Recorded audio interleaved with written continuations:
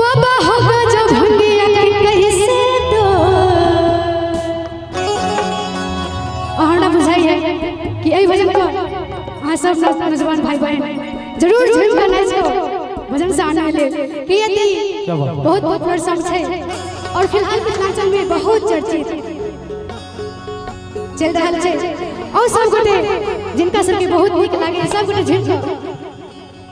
बाबा होगा जब भंगिया के कैसे ढोल बर्दाश्त करे बाबा होगा जब भंगिया के कैसे ढोल बर्दाश्त करे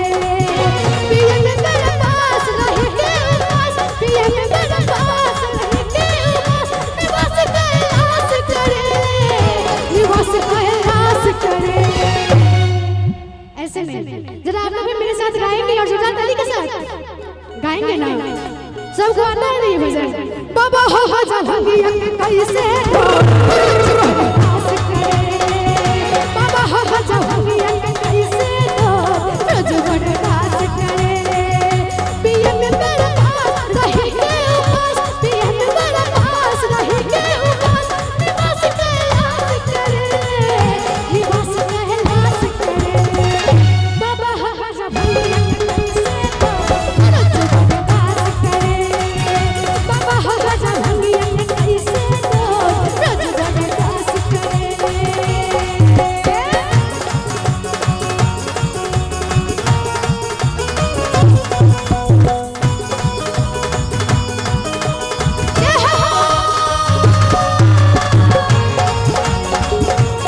क्या बात है हाय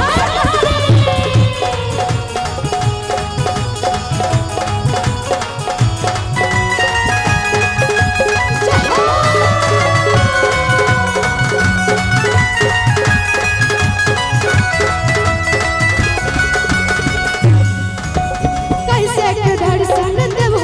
बाबा पूछल सबका दूत हो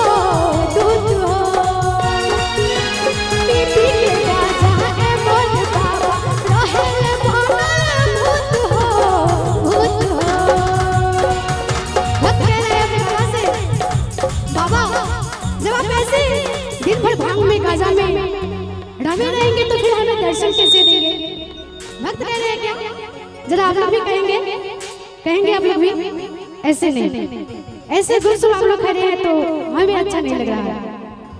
जरा जोर से ताली के साथ बोले देवांगदेव महादेव की जय उमापति महादेव की जय बाबा तारकेश्वर नाथ की जय और आप सब भी मेरे साथ कहेंगे कैसे के दर्शन देबो बाबा पूछल सबका दूत हो पीपी के राजा ए मोर बाबा रहल बनल भूत हो पिए में मेरे पास रह के उपास पिए में मेरे पास रह के उपास निवास कैलाश करे और कितने भाई बहन को ये गाना अच्छा लग रहा है और समझ में आ जाए ताली के साथ बाबा होगा जब भंगिया के कैसे बर्दाश्त करे बाबा होगा जब भंगिया के कैसे रोज बर्दाश्त करे क्या बात है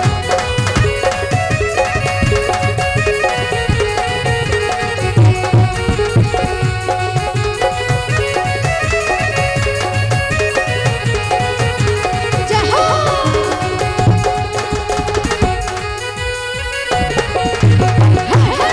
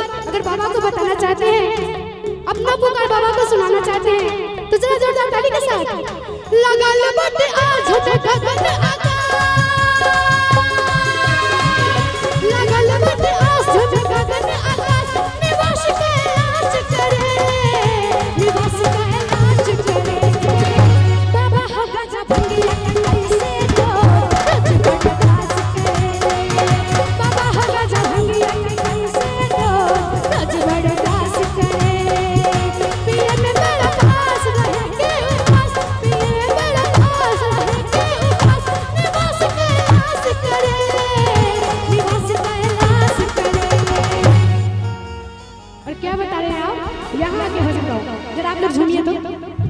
सारे भक्त नाच के इतने देर बोल रहे थे कि बस ताली बजाइए झूमिए, अब नाच के। बाबा हो गजा भंगिया के कैसे डोल बर्दाश्त करे, बाबा हो गजा भंगिया के कैसे डोल बर्दाश्त करे। मारल जब दम भरी के चिलम, मारल जब दम भरी के चिलम, न कहियो पास रहे रे, न कहियो पास रहे रे। ए चाची जी अगर कनिया निक लागत है तो जोरदार ताली के साथ। बाबा हो गजा भंगिया